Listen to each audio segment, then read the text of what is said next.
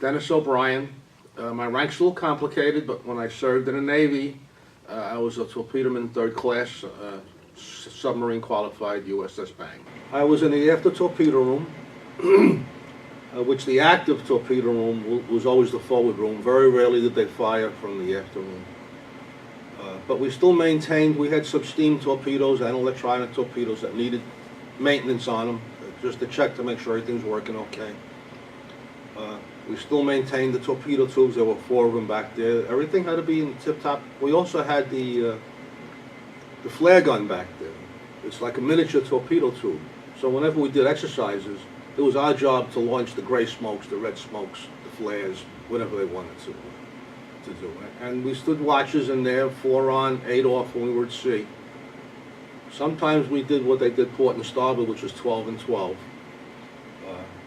A couple times, if I felt good and I was doing a 12-hour watch, if I felt okay, I would let my counterpart sleep a little bit longer. You know, if I did 15, 20 hours, I would do it, and then he would take the next 12 hours once I woke him up. It was amongst ourselves just to get the job done. Somebody had to be alert at all times, and that was the after room. The forward room, a little more activity, of course. It was right next to the wardroom. And the ward bathroom was also there. And they had 6 tubes that they had to maintain, and for some reason they did all the firing for the forward room. We fired a lot of practice torpedoes. My job, I became what they call topside petty officer, which was one of the torpedoman's jobs. They gave that to me. And we had to make sure the ship was always painted and looking good. When we shot practice torpedoes, my crew would be the torpedo recovery people. These torpedoes had to be picked up out of the water and slid down into the forward torpedo room, or the after. We never did it to the after room, forward torpedo room. We were limited being a diesel electric. They say 24 hours. We were underwater for a few days at a time, but we had the snorkel that we can send up, and it's a great big tube. And we could even run the engines out of snorkel to charge the batteries. And that would ventilate the boat for us. Underwater with no snorkel, no engines, we did about 15, 20 hours, maybe. Beyond that, the air gets thick with CO2, and we never wanted to lose our efficiency. So we never did that for real, to stay under, unless it wasn't necessary, we never did it. We always snorkeled if we had to, and we would snorkel at night so no one else could see you. We could stay under snorkeling and diving, snorkeling, diving, as long as our food and fuel held out. We came back to the States, and I really don't know, because my first child was born while I was in the Med. In fact, I didn't ride the boat back. I made arrangements. I put in for leave. I found out there's an FBM crew flying back before my boat would make it back, so I flew back with the FBMers, and right around that time, which, damn, I can't even give you the year and the date. Well, it was 1968, around October.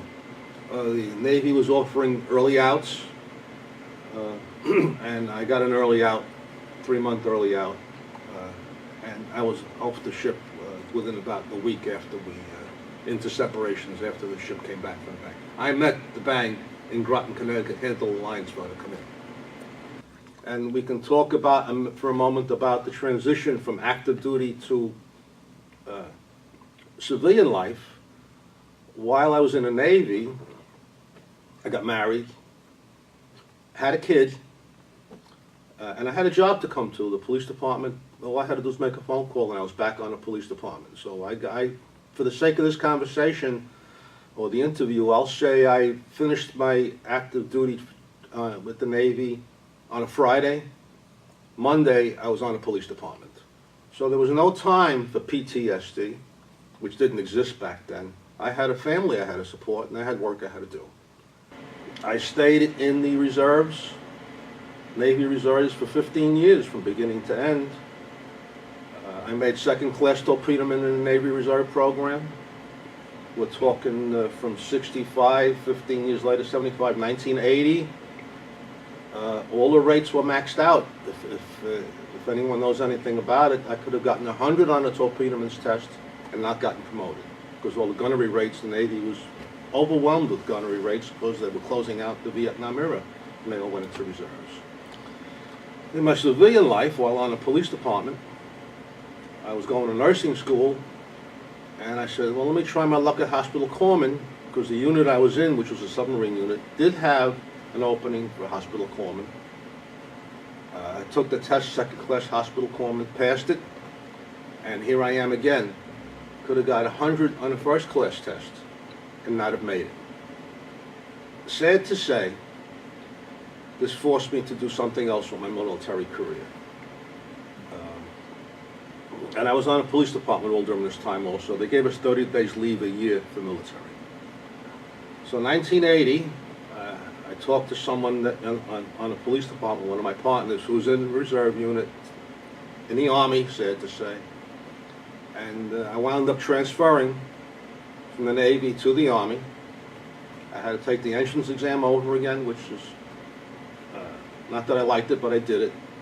And they wanted to drop me a rank, and I refused to do that. And then they kept my rank in the Army as an E5. And I made 2 more ranks in the Army, E6, E7. After being in the Army for about a year and a half, reserves, we're having a barbecue after our 2-week active duty. And the major says, Dennis, well, what do you think of the Army? Knowing my position that I was from the Navy. Let me drop back just for a second here. My first formal inspection in the Army, I had my Dolphins on my Class A uniforms. And they never came, no one ever saw this, you know. And you're allowed to wear any ribbons you earned in any branch of the armed forces. I proudly had my Dolphins and my Navy ribbons on display. And, well, I have to check on that, the inspector told me. I said, that's fine, sir. And a week later, I got a phone call that I could wear my Dolphins, you know. Everybody questioned it everywhere I went, and I proudly said I served in the Navy on submarines. Let's drop back now to the barbecue after a 2-week active duty. The major asking me, how do I like the Army? And I looked him squarely in the face and said, if I can go back to the Navy and keep my rank, I go back in a heartbeat. And that's just about the end of the story. The Army Reserves took over. My reserve units were combined after 29 years of service, forced into mandatory retirement. I went out biting, kicking, screaming, and crying because I loved the activity of the reserves. And that's it.